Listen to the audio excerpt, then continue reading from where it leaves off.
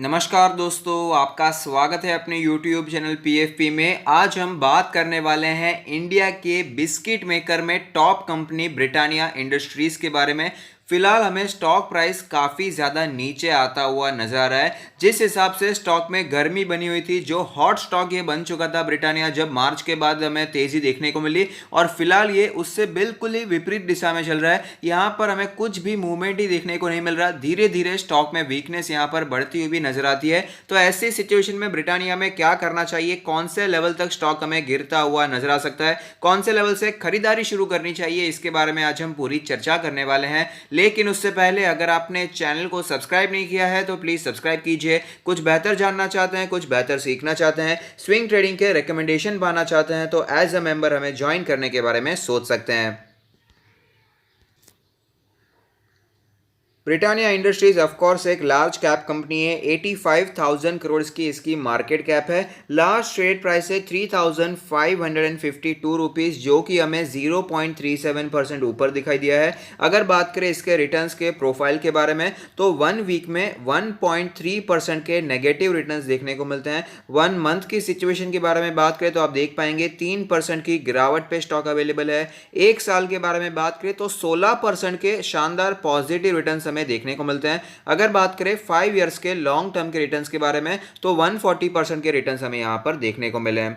अगर बात करें की मैट्रिक्स के बारे में तो आप देख पाएंगे इसका जो वैल्यूएशन चल रहा है, पीई रेशियो 60.66 है, जबकि सेक्टर का पी रेशियो 48.95 दिखाई दे रहा है। तो सेक्टर के एवरेज के मुकाबले थोड़ा सा महंगा दिखाई देता है, लेकिन ऑफकोर्स अपने सेक्टर का, अपने सेगमेंट का हमें ये मार्केट लीडर दिखाई देता है। सेक्टर एक का एफएमसीजी है, यानी कि फास्ट मूविंग कंज्यूमर गुड्स, और सेगमेंट हम कह सकते हैं कि बेकरी प्रोडक्ट्स जो काम काज होते हैं, बिस्किट्स होते हैं, उसका ये सेगमेंट है।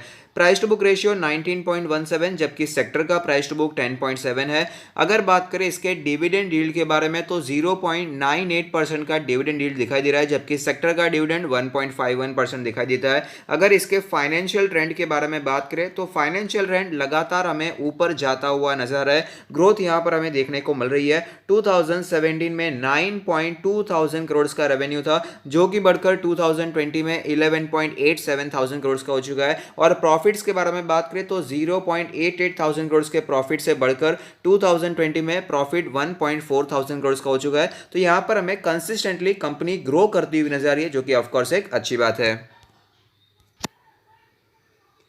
आज के डिलीवरी परसेंटेज के बारे में भी बात कर लेते हैं तो आप देख पाएंगे 7 जनवरी को 49.76% की शानदार डिलीवरी देखने को मिल रही है। तो एक्यूमुलेशन हमें यहाँ पर होता हुआ नजर आता है। तो अब चलते हैं चार्ट्स पर, वहां पर कैसी सिचुएशन बनी हुई है उसके बारे में भी बात कर लेते हैं।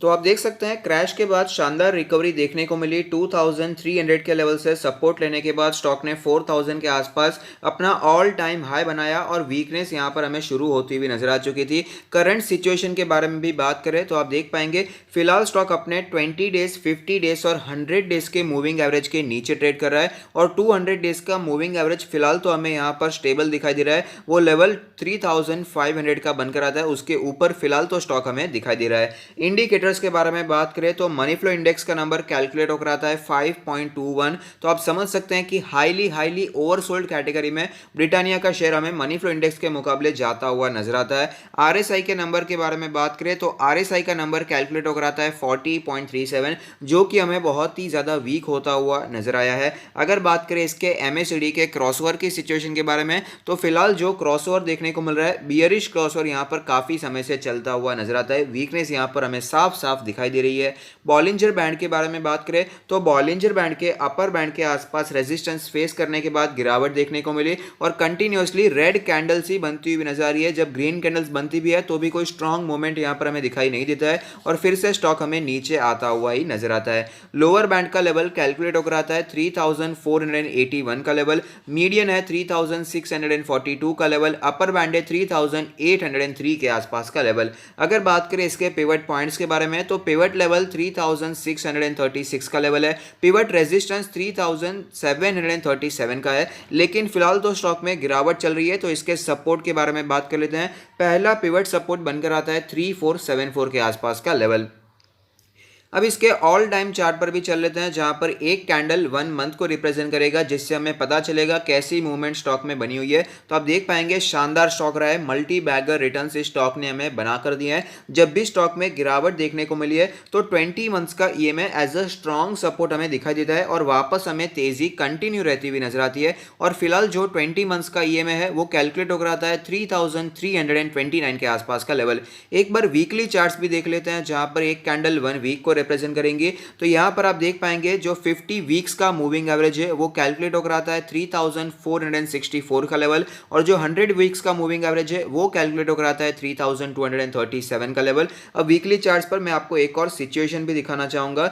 यहां पर इसका जो पुराना ऑल टाइम हाई था 4000 का ऑल टाइम हाई तो फिलहाल ही बना है पिछले कुछ ही महीनों में, लेकिन उसके पहले की सिचुएशन के बारे में बात करें तो इसका पुराना जो ऑल टाइम हाई था वो 3500 के लेवल पर ही था। 3500 के लेवल पर यहाँ पर हम सपोर्ट एक्सपेक्ट कर सकते हैं, और उसके नीचे के लेवल पर जाए तो इसके नीचे हमें 3300 का भी एक अच्छा बेस हमें दिखाई देता है। तो 3300 पर कई बार स्टॉक ने रेजिस्टेंस फेस किया है। 3500 के लेवल पर इसका पुराना ऑल टाइम हाई था और वहां पर रेजिस्टेंस फेस करने के बाद हमें करेक्शन भी देखने को मिला है। तो 3300 एक दूसरा सपोर्ट रहेगा और 3500 एज अ मेन पहला सपोर्ट हमें दिखाई दे सकता है।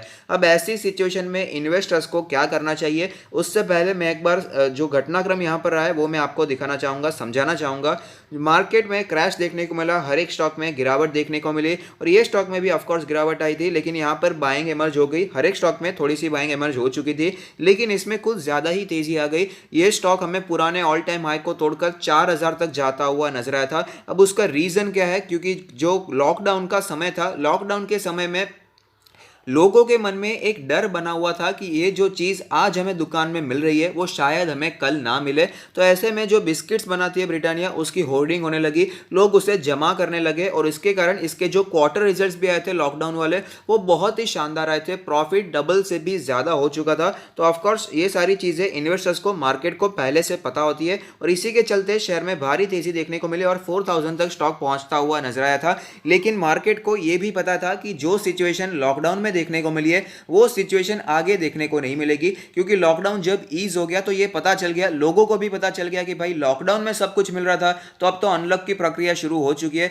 तो अब तो आगे सब मिलने ही वाला है। तो जबरदस्ती पैसा ज्यादा खर्च करके सब कुछ जमा करने की जरूरत नहीं है, जैसी जरूरत रहेगी वैसे हम खरीदते रहेंगे। तो इसके चलते जो इसके नेक्स्ट क्वार्टर रिजल्ट्स आए थे वो इतने शानदार नहीं आए थे, और क्वार्टर ऑन क्वार्टर बेसिस पे अच्छी खासी हमें गिरावट देखने को मिली थी, और इसके कारण शेयर भी हमें टूटता हुआ नजर आया था। आप देख पाएंगे 2 दिन तक कंटिन्यू हमें यहां पर भारी गिरावट देखने को मिली थी। स्टॉक ने 3400 पर अच्छा सपोर्ट लिया था और हमें थोड़ा सा अप मूव भी यहां पर दिखाई दिया था। तो ये सारा घटनाक्रम यहां पर हमें बनता हुआ नजर आता है। तो ऐसा नहीं है कि जो पुराना और लॉकडाउन का जो समय था, जो प्रॉफिट रजिस्टर किया था कंपनी में, वो कभी भी दिखाई नहीं देगा। लॉन्ग टर्म में उससे भी ज्यादा प्रॉफिट कंपनी रिपोर्ट करने वाली है, उसमें कोई डाउट नहीं है। कंपनी हमें अच्छा ग्रो करती हुई नजर आती है, परफॉर्म करती हुई नजर आती है। तो ऐसे में हर एक जो फॉल होगा ब्रिटानिया में उसे एज अ अपॉर्चुनिटी लेना चाहिए और यहां पर इन्वेस्टिंग के बारे में सोचना चाहिए। अब इन्वेस्टर्स ने अगर इसे ऊपर के प्राइस पर खरीद कर रखा है तो क्या करना चाहिए? तो मेरा मानना है भाई साहब, शेयर अच्छा है, लॉन्ग टर्म के लिए बनाकर रखिए। अगर आपने नीचे पोजीशन बनाकर रखी है, प्रॉफिट में चल रहे हैं, लॉन्ग टर्म के लिए लिया है तो प्लीज कंटिन्यू होल्डिंग कीजिए।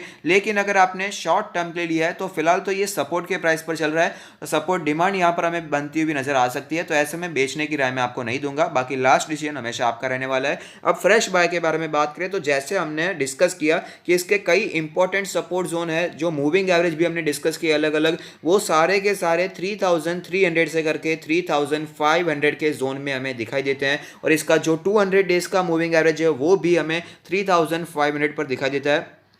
तो मेरा मानना है यहाँ पर एक्यूमुलेशन शुरू किया जा सकता है, क्योंकि कई समय से हमें नीचे के लेवल से प्राइस रिजेक्शन देखने को मिला है। और आप देख पाएंगे 3400 का लेवल हमें 2 बार एज अ स्ट्रॉन्ग सपोर्ट दिखाई दिया, और उसके बाद भी ऐसा नहीं है कि उसके बाद कभी सपोर्ट दिखाई नहीं दिया। और आप देख पाएंगे 3450 के आसपास जब भी स्टॉक आता तो प्राइस रिजेक्शन दिखाई देता और क्लोजिंग हमें वापस ऊपर होती हुई नजर आती थी। उसके बाद भी कई बार ऐसा हुआ है कि जब गिरावट देखने को मिली है तो 3000 पिछले 2 दिनों से भी हमें ऐसा होता हुआ नजर आता है। तो मेरा मानना है जो सपोर्ट लेवल इसके बनकर आते हैं फिलहाल के हिसाब से 3450 से करके 3520 के जोन में आप बाइंग एक्यूमुलेट करने के बारे में सोच सकते हैं। इस स्टॉक को एक्यूमुलेशन शुरू किया जा सकता है, बाय ऑन डिप्स की स्ट्रैटेजी आप यहां पर अपना सकते हैं और हर एक 150-200 रुपीज़ के ड्रॉप पर इसमें आप क्वांटिटी ऐड करने के बारे में सोच सकते हैं और इसे पोर्टफोलियो में ऐड किया जा सकता है। शानदार स्टॉक है। और साथ ही साथ अगर आप अपना पोर्टफोलियो हमसे रिव्यू करवाना चाहते हैं तो उसका लिंक भी हमने डिस्क्रिप्शन बॉक्स में दे दिया है। तो अगर आपको ये वीडियो पसंद आता है तो लाइक कीजिए, शेयर कीजिए, कमेंट कीजिए, सब्सक्राइब कीजिए और मुझे मोटिवेट कीजिए। Thank you. Stay happy, happy investing.